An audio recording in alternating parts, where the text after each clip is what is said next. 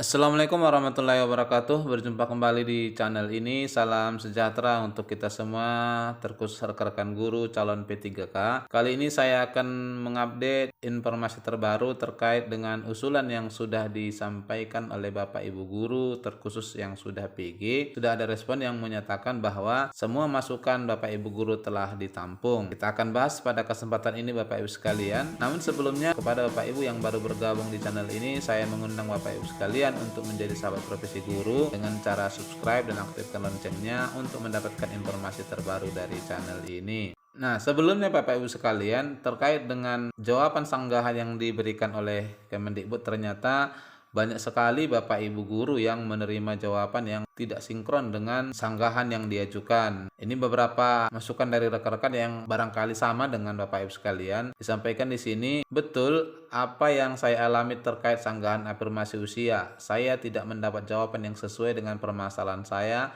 dan kolom sanggahannya terbatas. Saya pun tidak leluasa menjelaskan masalah yang sesungguhnya. Lalu yang kedua ini, menyanggah tidak ada gunanya. Usia 38 tahun, pengabdian 14 tahun di sekolah induk, tidak dapat afirmasi.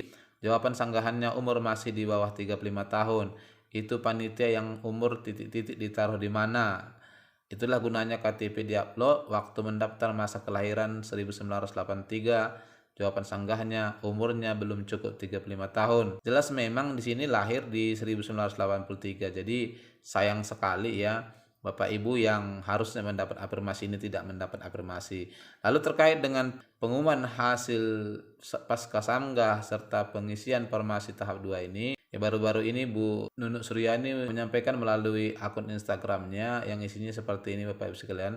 Bapak Ibu guru yang terhormat, pengumuman hasil sanggah 1 dan pengumuman dan pemilihan formasi 2 mengalami kemunduran. Revisi jadwal akan segera disampaikan di portal resmi guru ppk.kemendikbud.go.id. Terima kasih. Ya, jadi dengan ini resmi ya, namun belum ada waktu sampai kapan disampaikan. Bapak Ibu diminta untuk tetap mengakses ke portal guru P3 ke Kemendikbud ini. Lalu berkaitan dengan hasil sanggahan yang belum keluar sampai sekarang, ini banyak spekulasi yang muncul Bapak Ibu sekalian. Ya, sebagian besar berharap agar kiranya sanggahan yang dilakukan peserta itu betul-betul dijawab dan diakui sesuai dengan fakta yang ada. Lalu sebagian besar Bapak Ibu guru berharap bahwa bagi yang sudah passing grade, ya kiranya dapat diangkat dengan optimalisasi formasi khusus untuk mengisi formasi yang kosong. Nah, ini ada beberapa masukan dari rekan-rekan kita. Ini misalnya ya, bentuk kekhawatiran juga sebenarnya dari rekan-rekan. Mau tanya, Min, guru swasta ikut tes masuk rezeki, nggak masuk kembali ke sekolah asal. Guru induk masuk rezeki, nggak masuk kembali kemana, Min? Ini adalah salah satu bentuk kekhawatiran ya dari rekan-rekan. Saya dalam hal ini tidak bisa jawab, barangkali ada rekan-rekan yang bisa jawab terkait ini. Lalu yang berikut ini Bapak Ibu sekalian, yang sudah PG mohon ditempatkan di sekolah induk, jangan mempersulit orang-orang yang sudah sulit. Yang ketiga, butuh guru 1 juta guru. Berapa yang dapat PG itu yang diangkat. Kenapa yang lulus PG disuruh ikut tahap 2, tahap 3? Memang ya ini yang menjadi tuntutan secara umum ya, bahkan ini juga sudah ada balasan dari DPR, kita akan lihat nanti. Nah, terkait dengan ini memang dasar dari alasan pemerintah kenapa tidak mengangkat guru honorer menjadi P3K atau PNS tanpa tes adalah Undang-Undang ASN Bapak Ibu sekalian, di mana di sini disebutkan bahwa ASN sebagai profesi berlandaskan pada prinsip sebagai berikut: nilai dasar, kode etik dan kode perilaku, kemudian komitmen, integritas, moral, tanggung jawab dan pelayanan publik, kemudian kompetensi yang diperlukan sesuai dengan bidang tugasnya, lalu kualifikasi akademik. Secara umum kualifikasi akademik terpenuhi, lalu kompetensi yang diperlukan sudah terpenuhi dengan mencapai PG pada tes tahap pertama. Jadi sebenarnya andaikan pemerintah memberikan sedikit kelonggaran dengan mengangkat Bapak Ibu yang sudah PG di tahap 1 ini untuk mengisi formasi, ya barangkali tidak menyalahi regulasi yang ada. Ya, Bapak Ibu sekalian pun barangkali jika sudah dipastikan akan diangkat, apakah kemudian itu diberikan SK di tahun 2022 saat formasi kembali dibuka, ini barangkali secara umum menurut saya Bapak Ibu pasti setuju. Nah, terkait ini juga masukan-masukan yang Bapak Ibu sampaikan tadi sudah direspon Bapak Ibu sekalian. Ini misalnya dari anggota DPR ya, tampung curhat guru honorer soal P3K, Pak Dede Yusuf minta sabar dan saling doakan. Nah, ini disampaikan di hari Sabtu semalam. Dikutip dari Pikiran Rakyat, Wakil Ketua Komisi 10 DPR Pak Dede Yusuf menyampaikan bahwa pihaknya akan bekerja dan bergerak terkait dengan keluhan yang disampaikan oleh guru honorer soal masalah pegawai pemerintah dengan perjanjian kerja.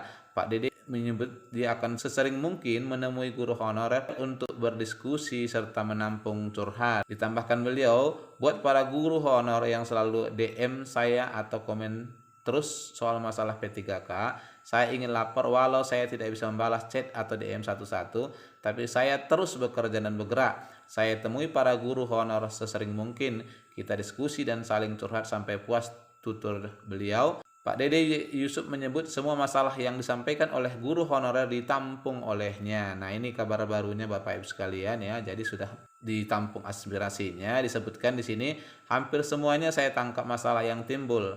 Masalah afirmasi, lama pengabdian guru Indo X, guru pendatang Y, formasi yang masih sedikit, PG yang tidak dapat penempatan, beda antara lulus dan lolos, soal salah input NIK atau NUPTK, masalah kelompok cerdik, soal guru swasta, problem dapodik gelombang kedua dan 3 ucapnya. Dan ditambahkan dan juga ada curhat jadi saling curiga ke temannya, kok begini, kok begitu, kenapa dia yang masuk, kenapa bukan saya, aduh katanya lagi. Anggota DPR itu menyebut segala keluhan guru honor telah dia catat dan bakal disampaikan ke pemerintah. Semua saya catat dan saya akan upayakan agar message kalian sampai ke pemerintah. Walaupun saat ini kami tidak bisa rapat dengan menteri karena masa reses, ucapnya.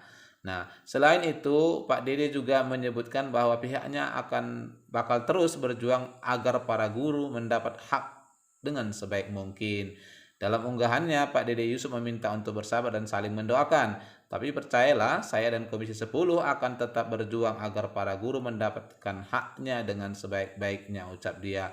Sabar ya, saling doa, bismillah, kata Pak Dede Yusuf.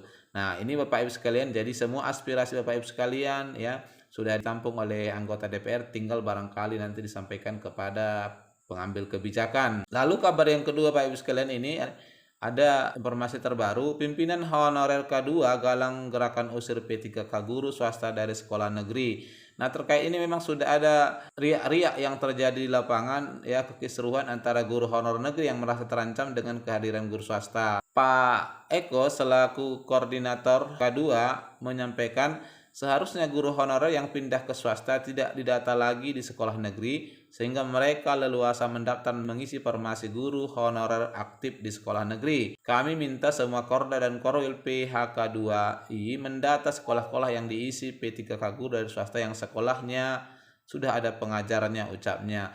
Antisipasi itu, kata Pak Eko, untuk mencegah pengalaman masuknya guru bantu terulang lagi. Saat ini banyak GTT tidak mendapatkan jam mengajar. Ditambahkan, jangan salahkan guru honor di sekolah negeri yang akan melakukan perlawanan karena merasa hak-haknya diambil orang lain, tegasnya. Pak Eko pun meminta Mendikbudristek Pak Nadiem Makarim untuk segera turun tangan, jangan biarkan perpecahan halangan guru makin melebar. Dapodik dibersihkan dulu, nanti akan terlihat banyak guru honorer aktif disingkirkan oleh pustakawan, tata usaha, dan guru swasta. Guru swasta ini sebenarnya hanya mencoba mendaftar P3K 2021, sistemnya kacau, makanya seharusnya dia ikut tahap 2 dan 3 malah melaju ke tahap 1 karena namanya masih tercatat sebagai guru honor negeri, pungkas Pak Eko Mardiono.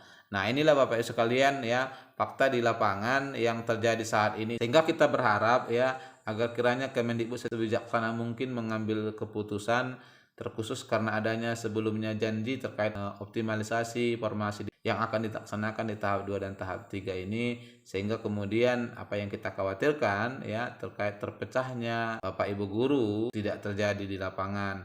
Nah, barangkali ya ini informasi terbaru yang bisa sampaikan Bapak Ibu sekalian. Mari kita saling mendoakan, semoga kiranya harapan kita bersama dapat terwujud dan menyenangkan semua pihak. Semoga bermanfaat. Assalamualaikum warahmatullahi wabarakatuh.